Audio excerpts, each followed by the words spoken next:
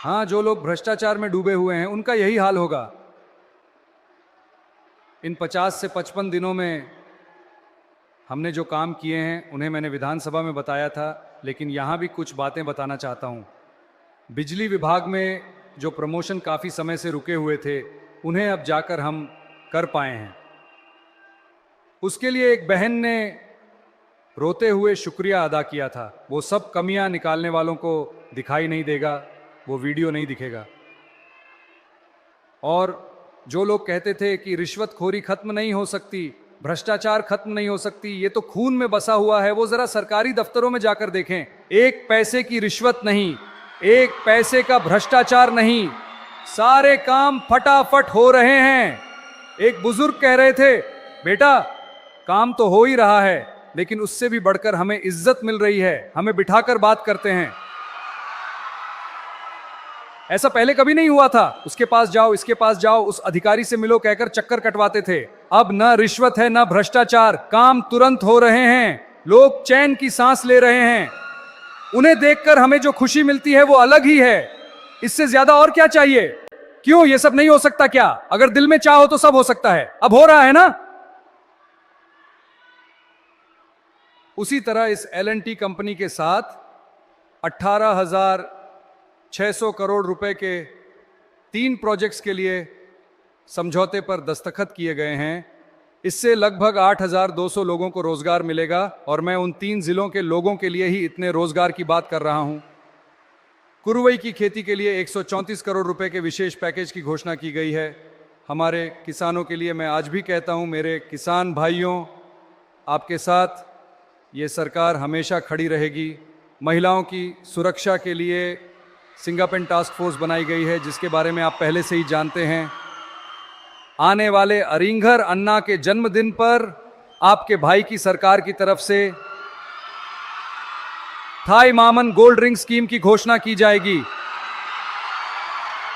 ये सब पूछ रहे थे ना कि वादे किए थे, क्या हुआ क्या हुआ? हम उस बुरी ताकत की तरह नकली मामा नहीं हैं, असली मामा हैं, समझे? असली, बिल्कुल असली मामा।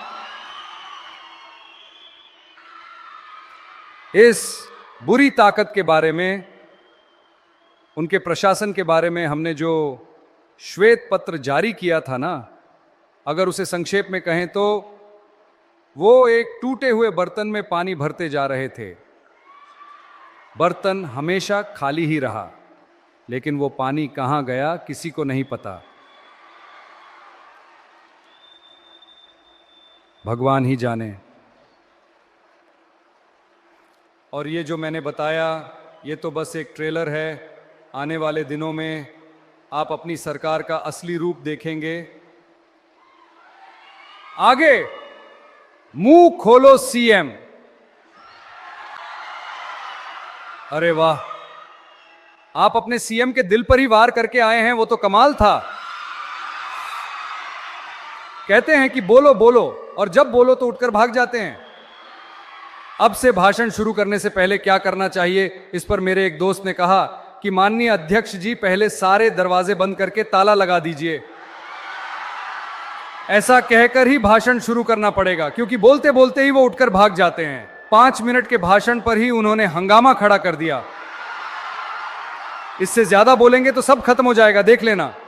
जब हम राजनीति की बात करते हैं तो कहते हैं कि क्या विजय भी राजनीति पे बात करेगा? ठीक है भाई, हमें क्या पड़ी है, हम अपना काम करते हैं, उनके बारे में क्यों बात करना। और जब चुप रहो तो कहते हैं कि विजय को तो राजनीति पे बात करना ही नहीं आता।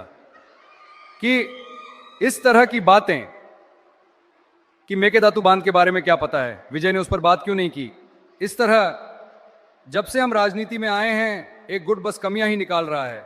सवाल जवाब का खेल तो हमें भी आता है, शुरू करें क्या? इस मेकेदातु बांध से जुड़े मामले में तमिलनाडु की याचिका को सुप्रीम कोर्ट ने कब खारिज किया था? तब किसकी सरकार थी और उन्होंने ठीक से पैरवी क्यों नहीं की? अगर आपने ठीक से पैरवी की होती तो वो खारिज नहीं होती ना। क्या स्टालिन सर ने जानबूझकर इसे छोड़ दिया? क्या हम ऐसे सवाल पूछ सकते हैं? क्या ऐसे सवाल पूछने पर ही माना जाएगा कि हमने मेकेदातु बांध पर बात की है? कहते हैं कि वहां के सीएम बोल रहे हैं, आप क्यों नहीं बोल रहे? तो हमें अपने राज्य के अधिकारों को जहां बचाना है उसके लिए काम करना जरूरी है। सिर्फ चुनौतियां देना, उकसा कर देखो, मैं कौन हूं, छू कर देखो, ऐसी बातें करने से काम नहीं चलता। सिर्फ बातें करके बात को बढ़ाना, किसी और पर दोष मढ़ना और फिर जनता को बीच राह पर छोड़ देना, अगर इसी को राजनीति कहते हैं तो हमें ऐसी राजनीति की कोई जरूरत नहीं है और हम ऐसा करने भी नहीं वाले। हमारा तरीका है काम ज्यादा बातें कम, यही हमारी पॉलिसी है। इसीलिए हमने विधानसभा में वो सरकारी प्रस्ताव पेश किया था, उसे कैसे आगे बढ़ाना है वो हम अच्छे से करेंगे। केंद्र सरकार की तरफ से उस परिसीमन को फिर से लागू करने की बात चल रही है। चाहे कोई भी परिसीमन लाए, तमिलनाडु इसे कभी स्वीकार नहीं करेगा। हमारा हक कोई नहीं छीन सकता और न ही हम छीनने देंगे। जब हम ऐसे खड़े हैं तो ये बुरी ताकत डीएमके कहां खड़ी है, किसके दरवाजे खटखटा रही है, ये आप अच्छे से जानते हैं लोगों। ये बुरी ताकत और वो खत्म हो चुकी ताकत अलग नहीं है, ये सब मिले हुए हैं। क्या आप कह सकते हैं कि हमारा आपस में कोई लेना देना नहीं है? क्या आप ऐसा ऐलान कर सकते हैं? क्या साबित कर सकते हैं? आने वाले इस उपचुनाव में इसे साबित करके दिखाइए, फिर बात कीजिएगा। लोगों, मेरे दिल से करूर कभी दूर नहीं हो सकता। हमारे साथ जो दुखद हादसा हुआ, हमारे खिलाफ जो साजिश और चाल चली गई, उसे आने वाली पीढ़ी को बताना जरूरी है ना। इसीलिए ताकि आगे कोई ऐसी राजनीतिक साजिश या चाल चलने की सोच भी न सके, करूर में हमारी टीवीके की तरफ से एक स्मारक बनाया जाएगा, ये मैं ऐलान करता हूं। और करूर से पूरे तमिलनाडु के लोगों से मैं कहना चाहता हूं, आपकी टीवीके सरकार सिर्फ आपके लिए ही काम करेगी। बुनियादी जरूरतों को पहले पूरा करना होगा। एक तरफ वित्तीय स्थिति को सुधारते हुए, दूसरी तरफ अपनी प्राथमिकताओं के हिसाब से हम एक एक करके काम पूरे करने की कोशिश करेंगे। ये हमेशा आपकी ही सरकार रहेगी और ये विजय हमेशा आपका ही विजय रहेगा। आप पूरे हक के साथ अपनी सरकार के पास आ सकते हैं। जब से इस बुरी ताकत की सरकार खत्म हुई है, तब से ये न जाने क्या क्या कर रहे हैं, क्या क्या बोल रहे हैं। कभी सोफा कहते हैं तो कभी वॉशिंग मशीन कहते हैं। इस राजनीति का व्यापार करने वाली वेंडिंग मशीन तो वो खुद हैं। कौन? ये डीएमके वाले।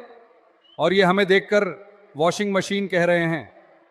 चुनाव में वोट के लिए पैसे देने के उस चलन को, उस संस्कृति को हमने खत्म कर दिया है।